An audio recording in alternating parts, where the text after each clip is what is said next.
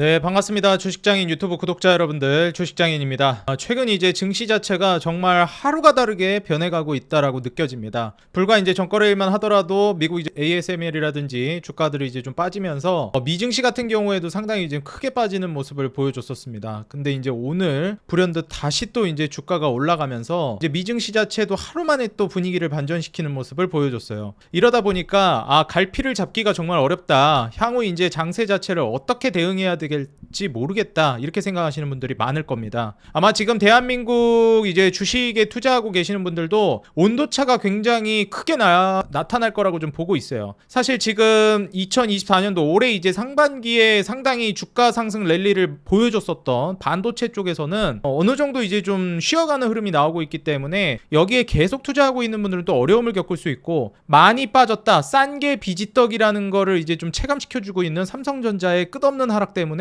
그냥 삼성전자면은 생각 안 하고 묻어두고 샀던, 공부 안 하고 그냥 막 샀던 분들은 지금 뭐 상당히 좀 힘들지 않을까, 이런 생각이 듭니다. 제가 영상을 통해서 거듭 말씀드렸지만 이미 반도체 업계에서 패권은 SK하이닉스에 넘어갔기 때문에 굳이 반도체를 찍겠다라고 하면은 삼성전자가 아니라 SK하이닉스를 보셔야 한다. 삼성 네임밸류를 가져가고 싶으시면 차라리 삼성 바이오로직스를 보시는 게 좋을 것 같다, 이렇게 제가 거듭 말씀드렸습니다. 왜냐면은 뭐 SK 삼성 이렇게 좀 비교를 한다라고 했을 때 반도체는 지금 SK한테 삼성이 좀 뺏겼다, 조금 지금 선점하는 거에 있어서 뒤처졌다라고 볼 수 있겠지만 이제 제약바이오 쪽은 뭐 아직까지도 삼성이 꽉 잡고 있습니다. 삼성바이오로직스가 이제 대표적인 황제주로 꼽히고 있기 때문에 이 부분을 우리가 이제 좀 잘 참고해서 봐야 되겠다 말씀을 드려요. 뭐 영업이익률도 거의 뭐 30%대 나와주니까 사실 마진율도 굉장히 높습니다. 저 정도 시총되는 종목이 저 정도 마진율이라는 거는 대단한 거거든요. 그래서 이 부분 관련해서 제가 지금 전체적인 틀 좀 말씀을 드리면서 진행을 해보겠습니다. 제가 이제 지난번에 우리 구독자 여러분들에게도 말씀을 드렸지만 지금 현재는 2단계에 와 있다. 그렇기 때문에 반도체가 쉬어가면서 제약바이오가 돈이 몰리고 있는 강세장이다. 그 다음에는 3단계로 이제 경기민감 섹터가 올라갈 것이다. 이게 금리 인하를 장기적으로는 어차피 할 수밖에 없기 때문에 결국에는 돈이 풀릴 것이고, 그로 인해서 주식시장은 화랑을 띨 겁니다. 결국 이렇게 돈을 푸는 목적은 경기를 살리기 위함이기 때문에 이 기준금리 인하 그리고 돈 풀기를 언제까지 할 것이냐라고 우리가 질문을 해본다면, 경기가 살아날 때까지, 우리의 불경기가 종식될 때까지 계속해서 금리를 낮출 겁니다. 뭐 텀을 두고 낮추든 빨리 낮추든 어찌됐건 경기 살아날 때까지 조치를 취할 겁니다. 그 말인 즉슨 분명히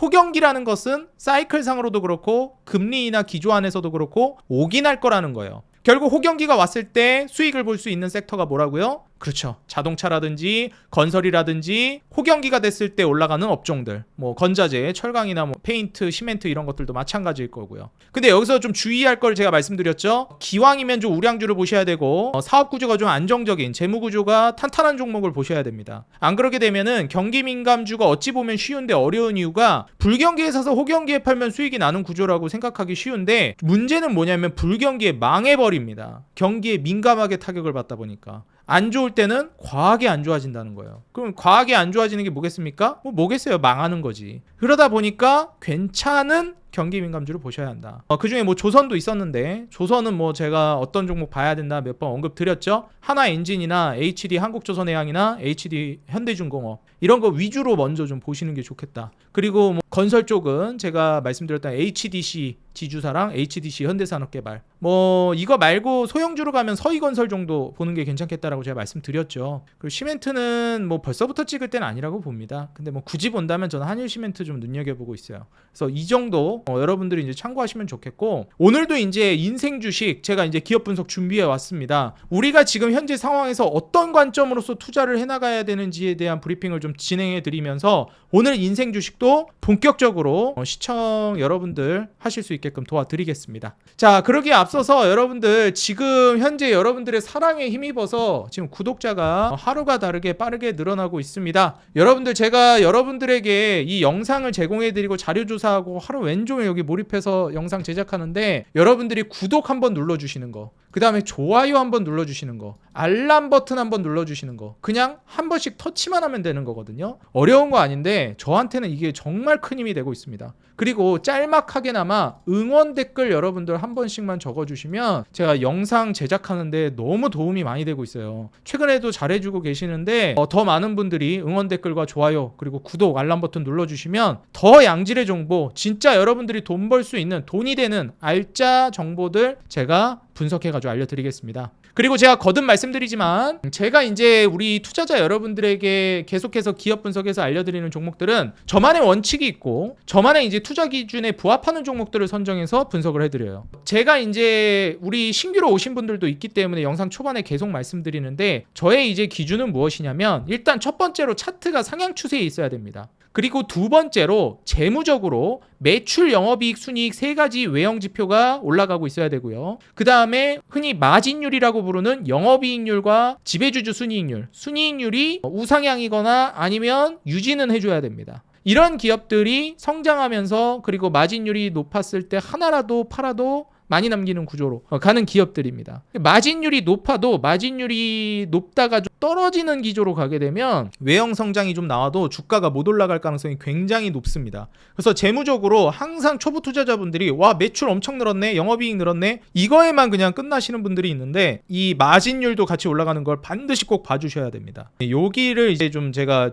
주요하게 보고 그 다음에 이제 보는 게 바로 주도 업종인지를 봅니다. 과연 지금 시장에서 돈이 가장 많이 몰리고 있는 주도 섹터인가, 이걸 이제 보고 있습니다. 혹은 제가 이제 언급드리는 거는 한 발 빨리 봤을 때 지금은 돈이 메인스트림급으로 몰리고 있진 않지만 다음에 주도 섹터가 이게 될 것이다 예상되는 거, 제가 계속 말씀드리는 경기순환 섹터들, 이런 것들 위주로 말씀을 드립니다. 그래서 이 부분 제가 이런 방향성으로 설명드린다라는 거 설명드리니까 여러분들 참고하셔가지고 대응하시면 되겠습니다. 사실 이제 오늘 국내 증시 같은 경우에는 뭐 나름 선방해주는 모습이었어요. 이게 왜 그러냐면은 니케이 증시 같은 경우에는 좀 빠졌습니다. 근데 우리나라는 좀 빠지는 척하다 또 반등 줘가지고 나쁘지 않게 잘 이제 선방해줬다 이렇게 볼 수 있을 것 같아요. 뭐 우리나라가 워낙에 이제 그동안 안 좋았었으니까 좀 덜 빠지는 것 같기도 한데 사실 일봉상 비교해보시면요, 우리나라 이렇게 쭉 빠지고 저점 좀 올리긴 하지만 일본이 전체적으로 보면 추세는 더 좋긴 해요. 그러다 보니까 뭐 우리나라 좀 덜 빠진 게 아닌가, 뭐 워낙 많이 빠졌었기 때문에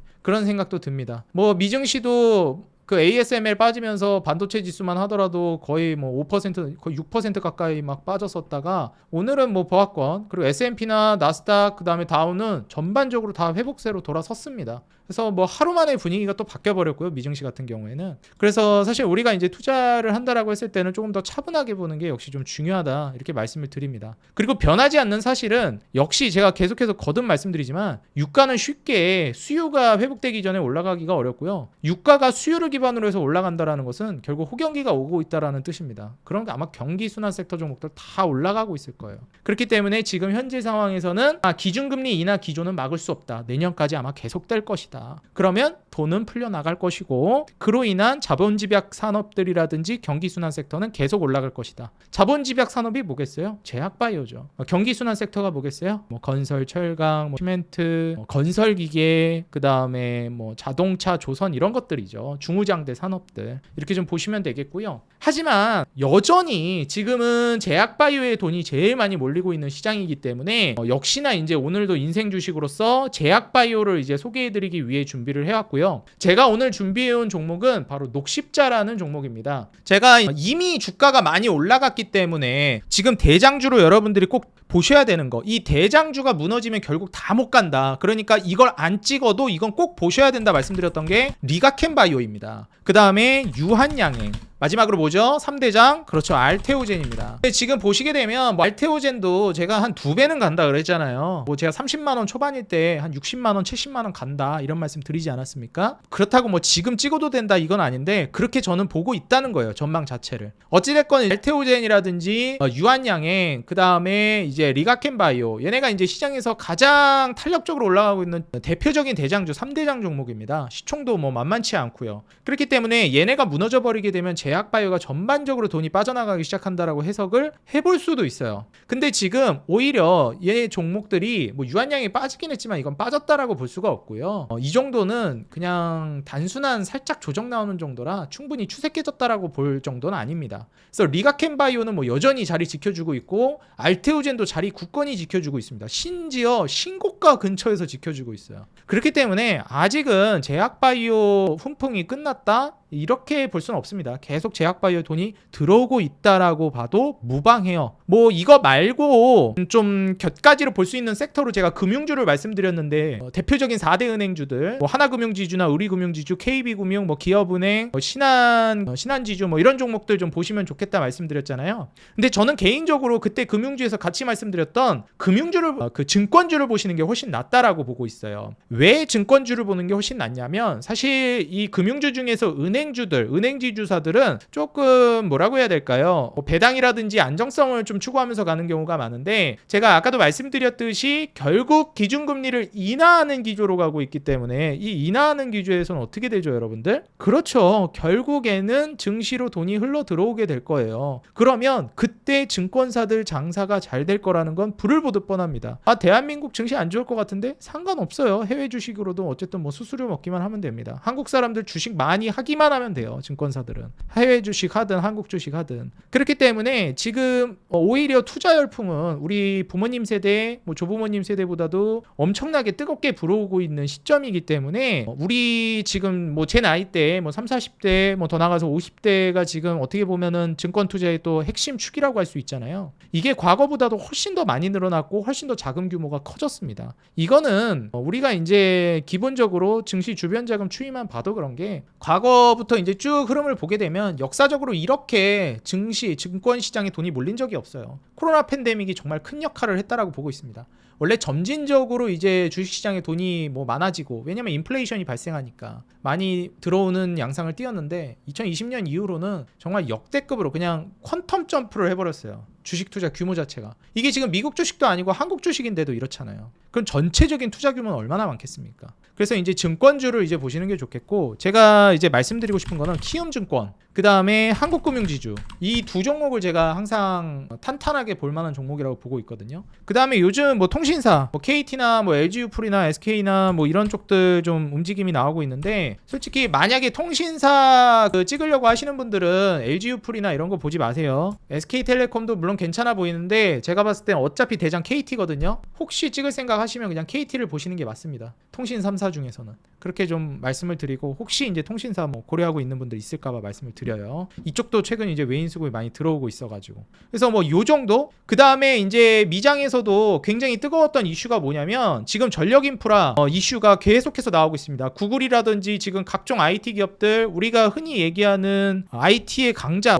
세븐이다 이렇게 얘기하는 미국의 또 유명한 기업들 중에 대표 기업들도 지금 계속해서 얘기 나오는 게 원자로 관련된 계약을 진행하고 있고 아니면 지금 인수를 하려고 하는 움직임도 계속 나오고 있어요. 원전 관련된 기업들. 이게 왜 그러냐면 결국 전력 부족 사태에 직면할 것이다라는 거를 다 내다보고 있는 거거든요. 그래서 우리가 원전 관련주는 제가 장기적으로 계속 봐야 된다고 말씀드렸는데 앞으로 이제 금리 인하가 시작되면서 결국 인프라 관련된 종목들 경기 민감 섹터가 올라간다 말씀드렸잖아요. 근데 그 인프라 관련된 섹터 안에서도 원전 관련주는 혁신성을 띠고 AI라든지 IT발 붐을 타고 좀 더 강하게 갈 가능성이 있다라고 보고 있습니다. 그래서 우리가 경기 민감주나 중후장대 산업들 중에서도 원전 관련주를 조금 더 주목해서 보시는 게 좋을 것 같다. 이렇게 말씀을 드리고요. 주목해 볼 만한 종목은 역시 대장주는 두산에너빌리티 대표 대장주기 때문에 이 종목이랑 한전 KPS 정도 보시면 될 것 같아요. 뭐 더 보셔도 되지만 한전 KPS는 지금 월봉상 120선 저항 맞고 있는 자리라 얘는 지금 바로 올라가진 못할 것 같고요. 뭐 두산 에너빌리티도 오늘 이제 갭 떴기 때문에 좀 그렇긴 한데 장기적으로라고 말씀드렸습니다. 장기적으로는 결국에는 갈 거라고 보고 있어요. 그래서 두산 에너빌리티나 뭐 한정 KPS나 이런 종목들은 계속 여러분들이 관심 종목에 추가해 놓으시고 결국 갈 종목들이기 때문에 꼭 눈여겨 보시기 바라겠습니다. 나중에 제가 별도로 또 다시 한번 기업 분석해가지고 영상을 남겨드리도록 할게요. 그래서 오늘 마지막으로 이제 하나만 더 말씀드리자면 트럼프가 지금 당선될 가능성이 굉장히 높아지고 있습니다. 그래서 이거는 이제 제 개인적인 생각인데요. 일반적으로 경기 침체, 불경기 때는 좀 보수 쪽이 당선될 가능성이 굉장히 높아요. 이건 저의 시나리오거든요. 근데 일반적으로 좀 기업 친화적이고 뭐 금리 인하하고 이런 쪽으로 많이 이제 보수 쪽이 얘기를 합니다. 그리고 보수는 아무래도 좀 나누자. 지금 성장은 포기하고 공평, 공정, 그 다음에 분배 이런 거에 좀 더 포커스가 맞춘 게 진보 쪽이잖아요. 그렇기 때문에 이런 점을 따져봤을 때 지금은 불경기 상황이란 말이죠. 전 세계적으로 봤을 때. 뭐 우리나라만 해도 지금 보수 진영이 당선이 됐죠. 윤석열 대통령이. 아마 미국도 지금 공화당 쪽에 트럼프가 저는 당선될 거라고 보고 있어요. 물론 패는 까봐야 되겠지만 제 개인 사견을 말씀드리자면 저는 70% 정도 이상의 확률로 트럼프가 당선될 거라고 보고 있습니다. 왜냐하면 아직 불경기를 못 벗어났기 때문에. 그래서 아마 트럼프가 될 가능성이 높다라고 보고 있어요. 뭐 이건 저의 시나리오이기 때문에 그냥 저 사람은 그냥 저렇게 생각하는구나. 그렇게 된다 무조건 그렇게 단정 짓지 마시고 하나의 견해로서 그냥 들어주시면 될 것 같아요. 그런 과정 안에서 결국 트럼프도 이제 원전 쪽에 또 포커스가 맞춰질 수 있기 때문에 트럼프 당선 가능성을 점친다라고 하면 원전 관련주는 계속 올라갈 가능성이 있다라고 보고 있습니다. 그래서 뭐 원전은 솔직히 근데 트럼프가 안 돼도 올라갈 만한 섹터긴 해요. 근데 좀 더 힘을 더 강하게 받을 수는 있겠다. 이걸 말씀드리고, 그리고 트럼프가 어제 그제였나요 밤에 굉장히 임팩트 있는 발언을 하나 했습니다. 한국은 아마 머니머신이다. 우리의 머니머신이다. 한국은 우리의 돈줄이다. 거의 이런 식으로 얘기했어요. 머니머신이다. 자판기, 돈 자판기다. 왜냐면 이제 자주국방을 중요시할 거라고 얘기했잖아요. 트럼프가. 그렇기 때문에 야 이제 뭐 한국한테 우리 주둔비 그런 거 돈 좀 더 받아야 돼. 쟤네 우리가 너무 무료 봉사해주고 있어. 돈 좀 더 내놓으라 그래 한국한테. 이런 발언을 했거든요. 와 이게 한국 사람 입장에서는 좀 이제 뚜껑 열리는 말이긴 한데 어쨌든 그 말 때문에 지금 뭐 방산주가 하늘 높은 줄 모르고 올라가고 있습니다. 제가 예전에 방산주 이 종목 좀 찍어보셨으면 좋겠다. 현대로템 말씀드렸는데 이제는 뭐 찍을 수 없을 것 같아요. 완전 안드로메다로 날아가면서 주가 날아가고 있고요. 대표적인 대장주라고 할 수 있는 뭐 한국항공우주나 LIG 넥스원 이런 종목들도 있는데 뭐 방산주 대표적으로 볼 수 있는 게 또 LIG 넥스원이잖아요. 그래서 LIG 넥스원 그다음에 현대로템 그 다음에 뭐 한화 에어로스페이스 뭐 이런 종목들은 이미 엄청나게 날아가고 있는 상황이다. 이렇게 좀 보시면 될 것 같고 후발주자로 뭐 한화 시스템 정도 올라갈 수 있을 것 같긴 하거든요. 근데 역시 뭐 대장주가 아니다 보니까 대장주만큼의 파급력은 안 나오는 것 같아요. 그래서 지금 2만 원이 매물대인데 여기를 계속 못 뚫고 있습니다. 역시 대장은 하나 에어로스페이스랑 그 다음에 LIG 넥스원 마지막으로 현대로템 이 세 개의 방산주가 3대장이라는 거 인지만 하고 계시면 좋을 것 같아요. 그리고 하나 시스템은 결국 방산주가 오르면 2만 원 매물대 뚫고 한번 올라갈 것 같긴 하다. 그러니까 후발주자 한번 본다면 하나 시스템 정도 눈여겨볼 수 있겠다. 이렇게 여러분들이 보시면 괜찮을 것 같습니다. 여기까지 지금 시장에서 좀 주목받고 있는 섹터나 뭐 추후에 돈이 몰릴 수 있을 만한 거 간략하게 말씀드렸고요. 그리고 제가 자동차 말씀을 드렸듯이 지금 현대 글로비스랑 그 다음에 이제 현대 모비스가 주가가 움직이기 시작하고 있거든요. 지금 현대그룹 같은 경우에는 현대 자동차 그룹 같은 경우에는 그 순환 출자고리 때문에 지금 이 두 종목이 더 강세를 띠고 그러고 있는 상황이라고 보여지는데 뭐 앞으로도 결국 이제 경기가 순환하면서 인도법인 실적이라든지 이런 부분들까지 우리가 내다본다라고 하면 계속 올라가지 않을까 저는 이렇게 좀 예상이 됩니다. 그래서 지금 보는 거는 저는 살짝 이르다고 보긴 하거든요. 근데 뭐 이르게 투자하는 거 좋아하시는 분들도 있을 수 있으니까 빨리 보실 분들은 뭐 현대차를 비롯해서 현대 모비스나 현대 글로비스가 지금 먼저 움직이니까 이쪽부터 한번 좀 주목해 보시는 것도 나쁘지 않을 것 같다. 그렇게 말씀을 드리겠습니다. 그리고 이제 역시나 제약바이오에 있어서 3대장 저평가되어 있는 것 중에 1순위로 제가 말씀드렸던 게 SK바이오팜인데요. SK바이오팜은 이미 뭐 추세가 상당히 좋은 상황이고 그 다음에 이제 제가 말씀드렸던 게 HK이노엔입니다. 그리고 오늘은 이제 세 번째로 녹십자를 말씀드릴 거예요. 녹십자를 이제 3순위로 말씀드렸던 이유는 몇 가지가 있는데요. 일단 월봉상 굉장히 강력한 저항대인 요 120선 저항대가 있기 때문에 여기를 아직 돌파를 못 해가지고 여기를 돌파하고 나서 보는 게 좋지 않을까? 좀 그런 생각이 전 있어요. 그래서 지금부터 과감하게 들어갈 건 아니고 적당히 적당히 조금씩 들어가 볼만 하거든요. 녹십자는. 그리고 여기 돌파하면서부터 추세 매매하시는 분들은 본격적으로 담는 게 괜찮을 것 같아요. 근데 제가 보기에는 뚫을 것 같아요. 그래서 왜 뚫을 거라고 생각하는지 거기에 대해서 좀 설명을 드리면서 오늘 기업 분석을 해드리겠습니다. 그래서 지금 요 매물대 저점을 높이면서 지금 우상향하고 있거든요. 이 부분은 저는 굉장히 긍정적이라고 보고 있습니다. 매물대 단기적인 매물대 뚫고 저점 높이면서 다시 한번 이제 상단 매물대 삼각 패턴으로 여기 돌파 나오면 또 한번 움직임 나올 것 같아요. 돌파하면 요 자리니까. 그래서 이 부분을 고려하고 매출 영업이익 순이익은 역시나 당연하게도 우상향하고 있는 것을 확인하실 수 있습니다. 작년까지만 해도 순이익이 적자가 나오고 있었는데 올해부터 이제 순이익 600억대, 내후년엔 1100억대, 그리고 순이익은 600억대로 나올 걸로 예상이 되고 있어요. 매출은 이제 작년에 1조 6천억에서 내후년에는 이제 2조 단위로 올라갈 걸로 내다보고 있습니다. 그리고 이제 마진율 자체도 계속 올라갈 걸로 보고 있는데요. 제가 이제 마진율도 중요하다고 말씀드렸죠. 영업이익률이랑 이제 순이익률을 봤을 때 2%까지 떨어지고 있었습니다. 재작년에 4% 정도 됐었는데. 근데 이제 올해 3.5%, 내후년에는 5% 후반, 거의 6% 가까운 영업이익률로 올라갈 걸로 예상이 되고요. 이제 작년에 순이익률은 뭐 마이너스까지 갔었는데 내후년에 이제 3%대까지 회복될 걸로 예상이 되고 있습니다. 이게 절대적인 마진율 숫자 자체가 작다 보니까 제가 이제 HK 이노엔이나 SK 바이오팜 대비해서 좀 후순위로 말씀을 드리기는 했는데요. 그럼에도 불구하고 저는 녹십자는 매력적이고 충분히 올라갈 만한 종목이라고 보고 있습니다. 경우에 따라서는 더 유리한 면도 있어요.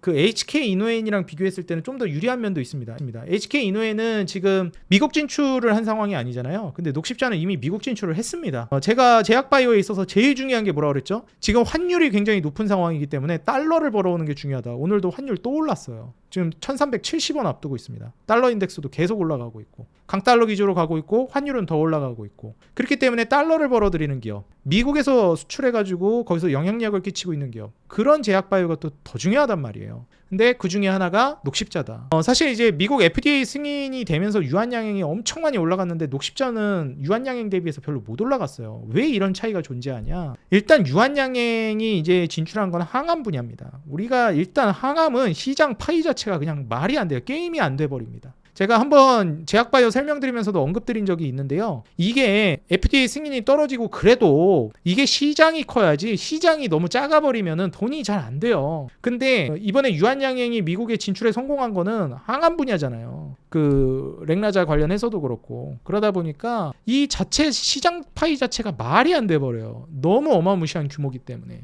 근데 이제 녹십자는 상대적으로는 좀 작다라고 볼 수 있습니다. 근데 상대적으로 작다일 뿐이지 그렇다고 해서 유한양행급으로 올라간다? 그건 당연히 말이 안 되죠. 유한양행급으로는 못 가는데 제가 보기에는. 근데 그래도 지금 타점 대비해서 갈만한 종목이냐 못 갈만한 종목이냐? 갈만한 종목이라는 거예요. 그런 유한양행에 대비해서 조금 뒤처지는 부분이 있긴 하지만, 왜냐면 유한양행은 이미 너무 올라갔잖아요. 녹십자는 근데 그에 비해서 아직 매물대 돌파도 못했고, 근데 이제 매물대 돌파할 만한 모멘텀 정도는 충분히 있다는 거예요. 그걸 이제 제가 말씀드릴 겁니다. 자, 이제 뭐 외형 성장, 그 다음에 질적 성장, 재무에서 뭐 매출, 영업이익 순위, 그 다음에 마진율 올라가고 있는 거 다 확인시켜 드렸고, 차트는 이제 고개 들기 시작했다라는 거 확인할 수 있었고, PER은 내후년에 뭐 27배 정도까지 떨어질 걸로 예상이 돼요. 근데 이게 뭐 내후년에 성장이 멈추냐? 뭐 27년, 28년까지 전 계속 올라갈 것 같아요. 그게 왜 그렇게 보는지도 지금부터 말씀을 드리도록 하겠습니다. 자, 사진 한 장을 먼저 좀 보여드리도록 할게요. GC 녹십자가요, 미국으로 향하는 알리글로 초도 물량을 선적하는 모습입니다.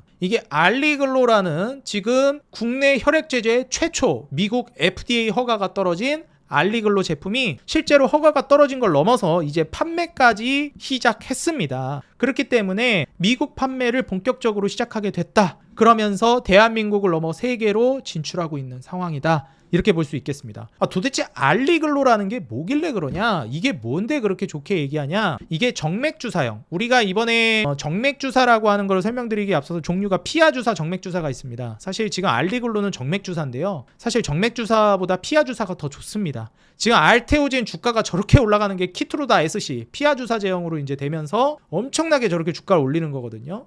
근데 지금 알리글로는 피하주사는 아니고 정맥주사다. 조금 피하주사보다는 안 좋습니다. 뭐 이런 안 좋은 것도 있어요. 어쨌든 정맥주사형이고 면역글로불린 IVIG라고 그럽니다. 요거의 10% 제재로서 알리글로를 지금 출하를 하는 겁니다. 그래서 지금 이제 이 알리글로 제품 자체가 나아가면서 결국에는 수혜를 받을 수 있겠다. 우리가 기대를 하고 있는 거예요. 알리글로의 장점이 몇 가지 있는데요. 냉장이나 상온에서 보관이 가능하고 경쟁약품 대비해서도 조금 기릅니다. 보관 가능 기간이. 그리고 서크로스라고 이제 얘기하는 것 같은데 이게 포함되지 않아가지고 당뇨 환자한테 처방이 가능하고 프롤린이라는 거에 함량이 낮아가지고 고프롤린 혈증 환자한테도 처방이 가능한 좀 유리한 점이 있어요. 그래서 이 부분을 우리가 좀 참고하면서 보시면 좋을 것 같습니다. 자, 한번 본격적으로 녹십자에 대해서 알아볼 건데요. 일단 연간 영업이익률 자체는 계속해서 26년도까지 올라갈 걸로 전망되고 있죠. 근데 이거는 뭐 26년도에서 그칠 거라고 보진 않아요. 영업이익 자체도 20년도, 21년도까지 정체되고 있었는데 22년도부터 계속해서 영업이익은 올라가고 있습니다. 매출은 좀 들쭉날쭉하고 있는데 뭐 25년부터 캐파 자체는 본격적으로 올라갈 걸로 예상이 되고 있어요. 그리고 중요한 게 뭐냐면요. 이 알리글로를 미국에 이제 판매를 시작한다고 그랬잖아요. 근데 이제 미국에서 판매하려면 그 유통 판매책이 유통을 잘 뚫어놔야 돼요. 판매하는 그 창구를. 근데 거기서 제일 중요한 게 미국에서는 이 PBM 시장입니다. 여기를 잘 뚫어야 판매가 미국 전역으로 이 제품이 뻗쳐나가는 거예요. 그러니까 미국에 진출해서 판매를 하는데 뭐 동네 시골 구석 약국에서만 팔고 있으면 누가 그걸 사가겠어요. 거기까지 가서 사야 되는데. 그러니까 최대한 접근성이 좋게 많은 곳에 최대한 널리 퍼져야지 제품이 잘 팔려나갈 거 아니겠습니까? 거기서 제일 중요한 부분 중에 하나가 PBM 시장입니다. 근데 이 PBM 시장에 지금 이제 진출을 해가지고 여기랑은 이미 계약 끝났어요. 근데 지금 얘네가 점유율을 얼마나 차지하고 있죠? 거의 다 차지하고 있습니다. 이 세 개가. 근데 이 세 개 시장에서 이 세 개에다 이미 계약을 다 해놨고 여기서 이제 판매가 될 거기 때문에 아마 유통 자체는 이제 본격적으로 속도감 있게 알리글로가 판매가 시작될 것이다.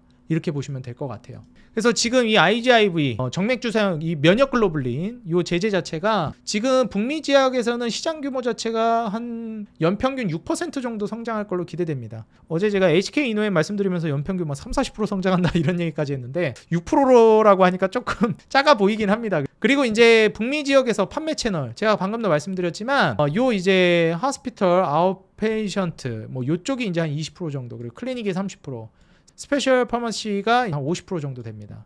근데 여기에도 이제 지금 어느 정도 이 창구들이 종류가 있는데 여기에서도 어디에 이제 진출이 많이 돼 있냐 이걸 이제 또 우리가 봐야 되는데 벌써 이제 여기에서도 한 8군데 정도 진출을 해 있는 상황이에요. 대형 PBM 같은 경우에는 뭐 시그마나 아까 전에 말씀드렸던 탑3 거기는 이미 계약을 다 텄고 그 다음에 거기뿐만 아니라 일반 뭐 약국이라든지 이런 부분들에도 본격적으로 좀 진출이 되고 있는 상황이라고 생각하시면 될 것 같아요. 일단 이게 알리글로가 FDA 시판 승인 난 지가 7월 달이거든요. 그러다 보니까 이제 뭐 출시하고 나서 얼마 안 됐습니다. 그러니까 이게 실적에 반영되기 시작하는 게 한 3분기부터가 본격적인 거예요. 4분기부터가 뭐 온전히 실적에 반영이 된다라고 생각을 하시면 되고. 그러니까 이제부터 본격적으로 주가가 반응을 할 만한 시점인 거예요. 왜냐면 미국 판매가 본격적으로 시작된 게 얼마 안 됐습니다, 여러분들. 몇 달 안 됐어요. 한두 달 됐어요. 그러니까 이제 주가가 올라가려고 하는 겁니다. 지금 파이프라인 같은 경우에도 보시게 되면은 백신 관련해서도 임상 3상 진입을 하고 있고 그다음에 혁신신약 쪽에서도 1상 진입한 파브리병 이런 쪽으로도 진행이 되고 있어요. 녹십자가 사실 시장 자체는 항암신이 제일 크거든요. 엄청 크기 때문에 그쪽이 유리한데 이 녹십자 같은 경우에 좀 보게 되면은 소외된 질병 혹은 뭐 희귀병이라는 게 뭐겠어요? 시장이 크지가 않아요. 걸리는 사람이 몇 없기 때문에 희귀병이 왜 희귀병이겠어요, 그죠? 그렇기 때문에 시장 파이 자체는 크지 않다. 그 점은 우리가 인지를 하고 가야 됩니다. 맨날 좋은 것만 얘기한다 그러시는데 안 좋은 것도 얘기해 드리고 있습니다. 시장 파이가 그렇게 크지가 않습니다. 녹십자가 전개하고 있는 그런 쪽이. 그리고 제품별 매출액 비중 자체가 혈액제제 아까 말씀드렸던 알리글로가 여기에 해당됩니다. 그리고 백신 제제, 백신이랑 그 다음에 전문의약품, 일반의약품, 그 다음에 진단, 뭐 코로나 때 한번 움직임이 나왔던 수혜를 받는 섹터죠. 그래서 대표적으로는 이 진단, 검체 진단, 분석, 진단해주는 거랑 혈액 제제랑 백신 제제가 대표적으로 ETC랑 매출 비중을 차지하고 있다 보시면 되고요. 아직까지는 내수가 80% 이상입니다. 수출은 17%. 근데 저는 이거를 뭘 좋게 보고 있냐면 이게 수출이 늘어날 걸 기대하고 있는 거예요. 왜냐면 알리글로가 이제 막 미국 진출했기 때문에 유통 창구도 대형 창구를 다 뚫어놨기 때문에 이제부터 포텐셜이라든지 그 다음에 매출 올라가는 속도 자체가 굉장히 빠를 걸로 보고 있다는 겁니다. 그러다 보니까 수출 비중 자체가 17%지만 그래도 한 30%까지는 저는 내다볼 수 있지 않을까 이렇게 기대하고 있거든요. 알리글로를 기반으로 해서. 그래서 이 부분을 한번 좀 고려해 보시면 좋을 것 같아요. 그리고 지금 녹십자가 어떻게 보면은 이제 그 자회사들이 있잖아요. 녹십자 웰빙, 녹십자 MS, GC셀 이게 이제 대표적인데요. 이제 지분율 같은 경우에는 한 20%, 40%, 35% 정도 됩니다. 녹십자 웰빙을 여기서 저는 좀 묶어가지고 괜찮게 보고 있거든요. 녹십자 웰빙이 지금 이번에 중국 진출을 하면서 태반제제 영양주사제가 이제 본격적으로 중국에서 판매가 이루어지고 있는 단계다. 그렇기 때문에 이 태반주사제를 기반으로 해서 녹십자 웰빙 주가가 꽤나 탄력적으로 올라갈 거라고 보고 있어요.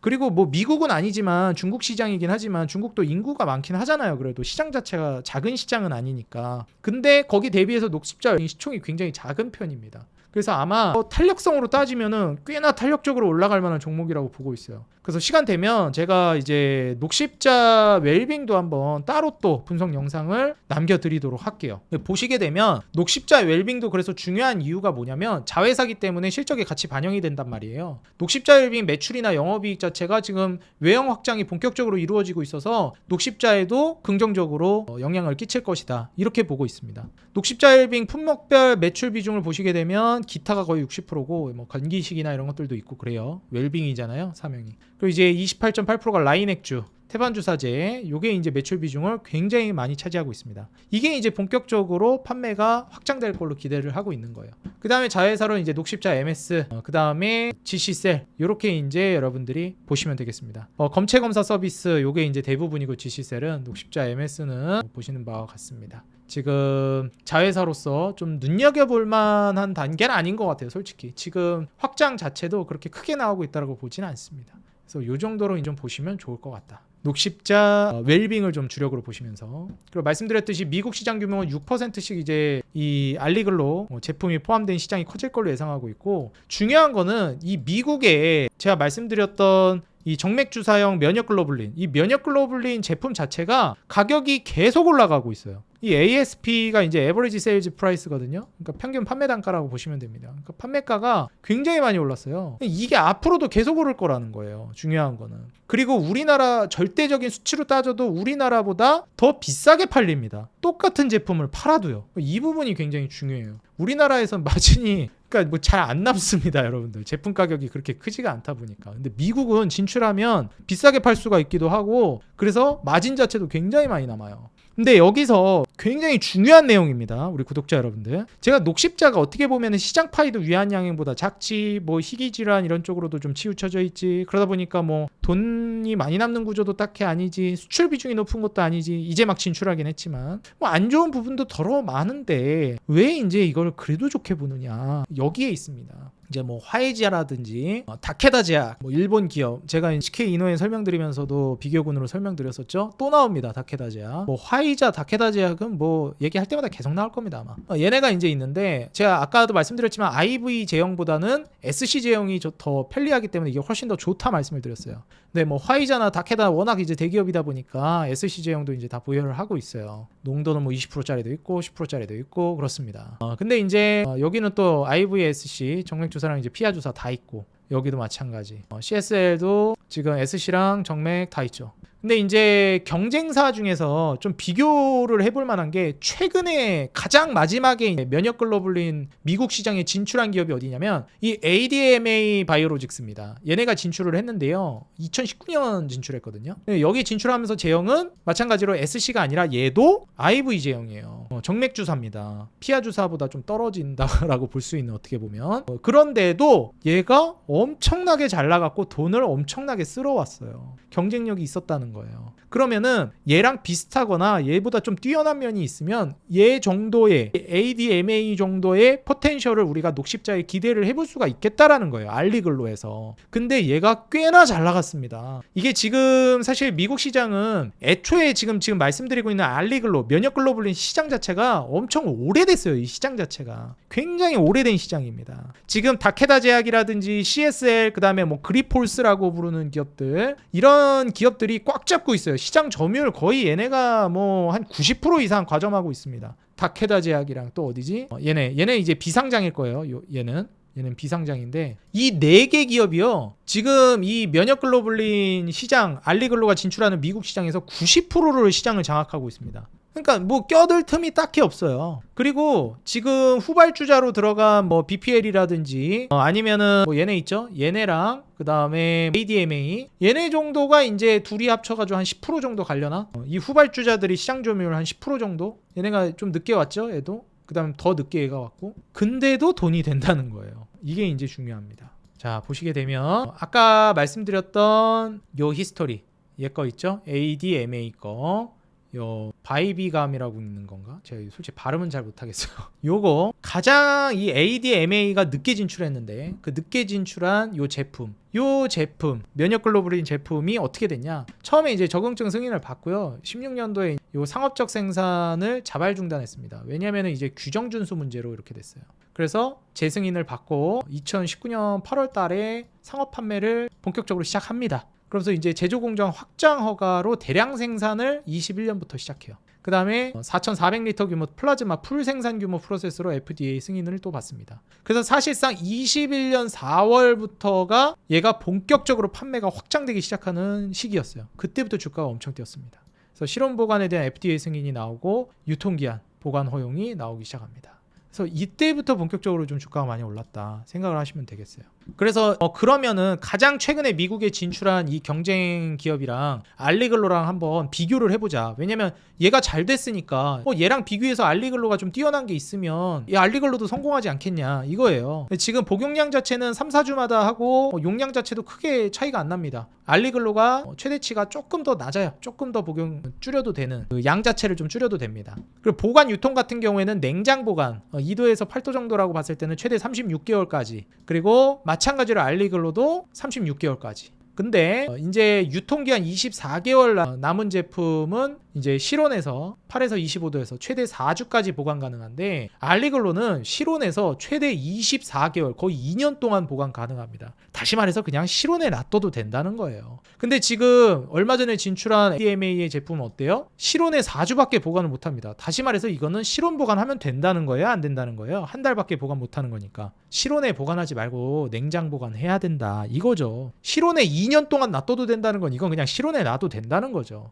그러니까 이런 특장점이 있습니다. 알리글로 같은 경우에는 실온에 보관해도 된다는 거. 그리고 이제 심각한 감염 정도도 낮아요. 알리글로가 더 입원율도 조금 거의 근사하긴 하지만 결석일수가 좀 더 높고 알리글로가 유리한 측면이 분명히 있다. 이 부분을 우리가 고려해 볼 수 있겠습니다. 그래서 두통 같은 경우에도 고려해 보시게 되면 43%, 39%더 낮죠. 어떻게 보면 부작용 같은 경우에도 15%, 7.5% 알리글로가 더 낮습니다. 부작용 같은 경우에도 피로도 24%, 한 8%. 근데 얘는 18%, 4.2% 훨씬 낮죠. 8%, 0.7%, 6%, 1.4%. 요건 좀 낮은데 이게 조금 더 높네. 8%, 1.1%, 33%, 4.7%. 구역 치르는 거.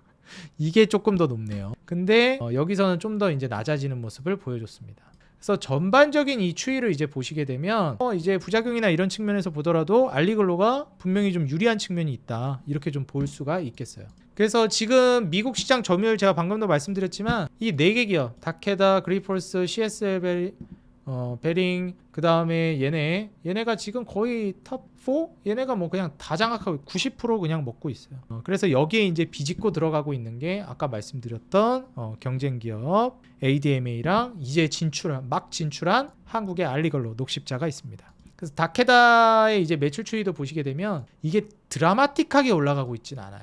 근데 이 ADMA 바이오로직스 매출 추이 같은 경우에는 드라마틱하게 올라갑니다. 제가 아까 말씀드렸죠? 드라마틱하게 올라간다고. 그래서 지금 본격적으로 이 23년도까지 24년도도 지금 계속 성장하고 있죠. 이거 1분기만 한 거니까 더 크게 나오겠죠. 그래서 앞으로도 성장 가능성이 높다는 거예요. 그리고 기존에 시장 과점하고 있었던 90% 과점하고 있던 업체들 거 좀 점유율도 뺏어오고 이러면 성장 속도 더 빨라지는 거죠. 그리고 여기서 이제 우리가 중요하게 봐야 되는 문제가 있는데요. 이게 면역글로불린이라는 게 사실상 혈장에서 수급을 해야 되는 거거든요. 원재료가 혈장이 필요하기 때문에. 근데 아까 말씀드렸던 90% 시장을 점유하고 있는 빅파마 기업들, 대기업들이 메이저 기업들이 생산이 그렇게 원활하지가 않습니다. 혈장 수급을 원활히 하지를 못해가지고 그 틈을 타가지고 ADMA가 시장 점유율을 늘렸던 거예요. 그래가지고 그때 뭐 CSL 같은 경우에는 그 메인 탑4 기업 중에 CSL은 주가 한 6%밖에 안 올라갈 때 말씀드렸죠? 엄청나게 지금 매출이 올라가다 보니까 ADMA가 완전 가장 최근에 진출한 기업인데 녹십자 이전에는 얘가 주가가 한 260% 올랐습니다.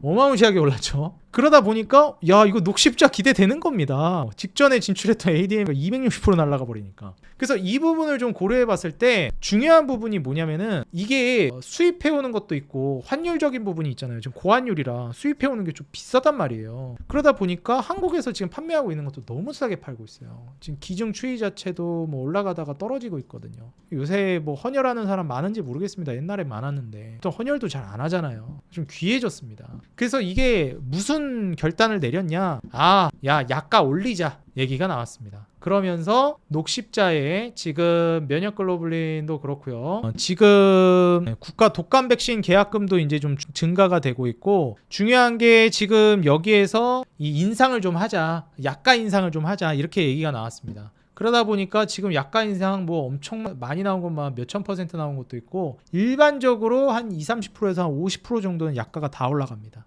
그럼 판매가가 올라가 버리니까 어떻게 됐어요? 마진율이 당연히 올라갑니다, 여러분들. 그래서 마진율이 올라갈 걸로 예상되다 보니까 국내에서도 사업성이 좋아질 걸로 예상이 되고 있어요. 근데 이 약가 이거 올리는 거 시행일이 언제예요? 6월 1일이에요. 6월 1일. 지금 10월이니까 4달밖에 안 됐어요. 이게 실적으로 반영이 되는 게 이제 한 3분기, 4분기나 돼야 이제 반응이 오는 겁니다. 그러니까 국내에서 약가 인상을 시작했네. 그러면은 매출이라든지 마진율 올라가겠네. 그게 실적으로 반영되는 게 한 3, 4분기부터 본격적으로 반영되겠구나. 그러니까 이제가 진짜 주가 올라갈 만한 모멘텀이 시작되는 시점인 거죠. 그래서 시기상 너무 좋다는 거예요, 녹십자가. 그리고 인플루엔자 백신 조달 계약 현황도 보시게 되면은 지금 2022년부터 23년까지 엔데믹으로 가면서 뭐 백신 사업이 잘 안 됐었습니다. 코로나 팬데믹 때 엄청 잘 됐다가 그래서 좀 안 좋아가지고 계속 떨어지는 모습을 보이다가 최근에 24년도 들어서면서 국가 이제 독감 백신 계약금이 이제 증가를 해요. 그러다 보니까 이제 계약 단가 자체도 상당히 이제 많이 올라가는 모습을 보여주고 계약 규모가 이제 중요하겠죠. 계약 규모 자체가 상당히 올라갔습니다. 그래서 한 54% 정도 증가를 하게 돼요. 그래서 사업이 지금 좋게 흘러가고 있구나. 결국 백신 사업부 매출도 괜찮아지고 있다. 그리고 이제 유전자 제조합 제제 헌터라제 제품이 있거든요. 헌터 증후군을 치료해 주는 거예요. 근데 이게 세계 최초로 약물 전달 효율을 이제 극대화한 뇌실내 ICV라고 그러더라고요.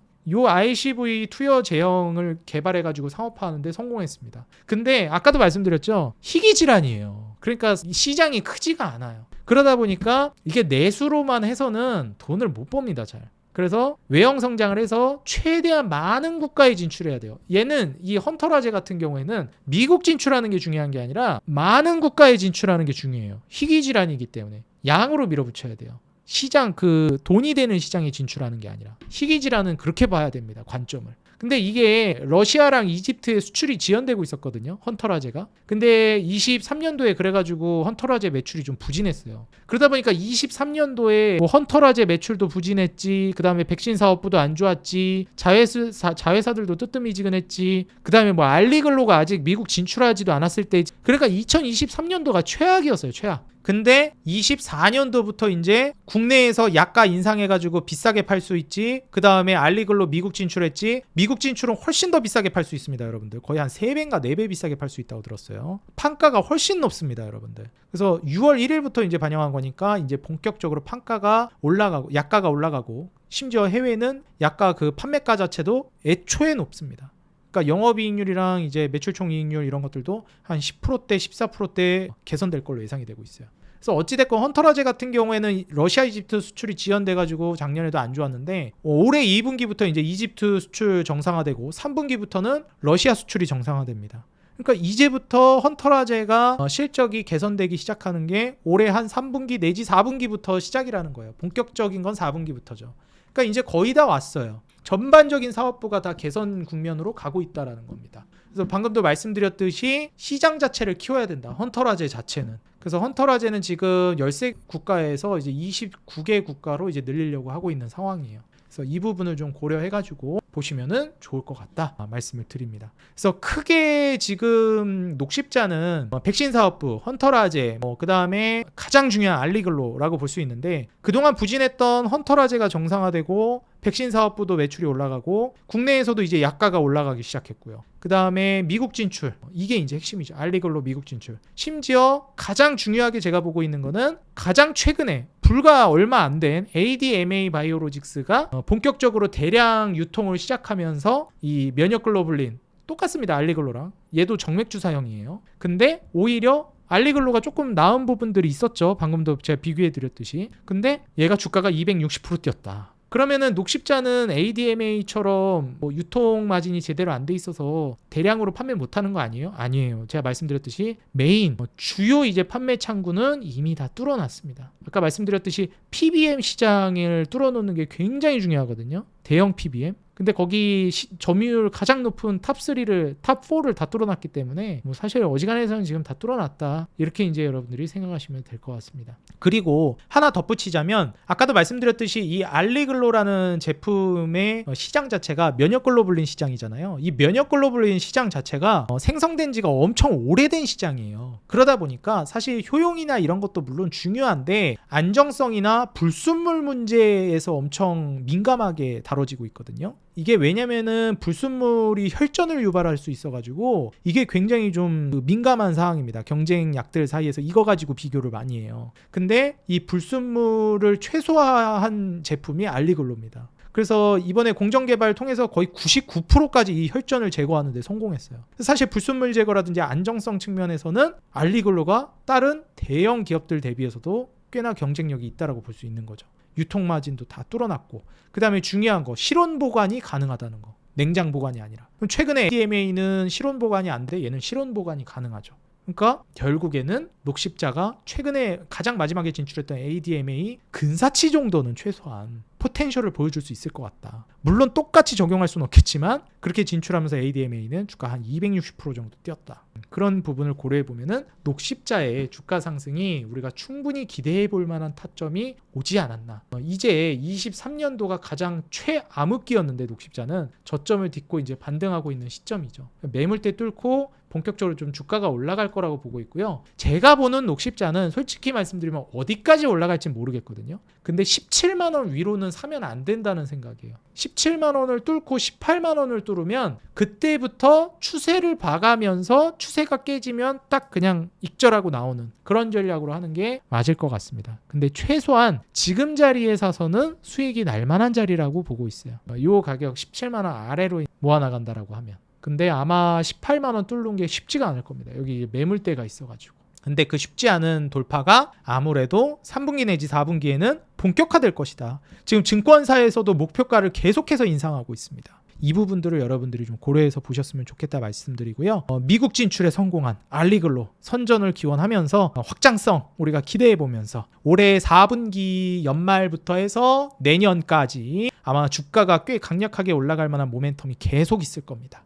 이 부분 고려하시면서요, 여러분들 성공 투자 그리고 여러분들이 투자에 도움을 받으셨으면 좋겠습니다. 항상 말씀드리지만 저는 좋은 정보 제공해드리는 거지 결국 투자 결정은 여러분들이 내리는 겁니다. 앞으로도 이런 좋은 기업 계속해서 발굴해서 여러분들께 알려드릴 거니까요, 참고하셔가지고 투자하는 데 있어서 도움을 받으시면 좋을 것 같아요. HK 이노엔인 같은 경우는 솔직히 아직 미국 FDA 승인 나서 시장에 진출한 상황이 아니잖아요. 녹십자는 좀 그거에 비해서 시장 확장성이나 성장성은 조금 빠지는 시장일지 몰라도 이미 미국 진출에 성공했다는 거. 그리고 다른 사업부도 좀 저점 딛고 회복되고 있는 시점이라는 거. 그럼 지금 추세상으로 괜찮은 자리다. 충분히 우리가 고려해 볼 만한 자리다. 말씀을 드리겠습니다. 네, 오늘 영상 여기서 마무리하도록 하겠고요. 오늘 영상 도움이 됐다 하시는 분들은 좋아요와 응원 댓글 그리고 구독과 알람 버튼 여러분들 제가 영상 제작하는데 너무 큰 힘이 되고 있습니다. 꼭 한 번씩 눌러주시고 한 줄 짤막하게라도 달아주시면 감사하겠습니다. 저는 다음 영상에서 더 도움되는 정보로 찾아뵙겠습니다. 우리 개인 투자자 여러분들의 수익 그 하나만을 위해 여러분들이 돈을 벌어야 제가 돈을 번다는 모토로 앞으로도 정진해 나가도록 하겠습니다. 지금까지 주식장인이었습니다. 감사합니다. 행복한 하루 되세요.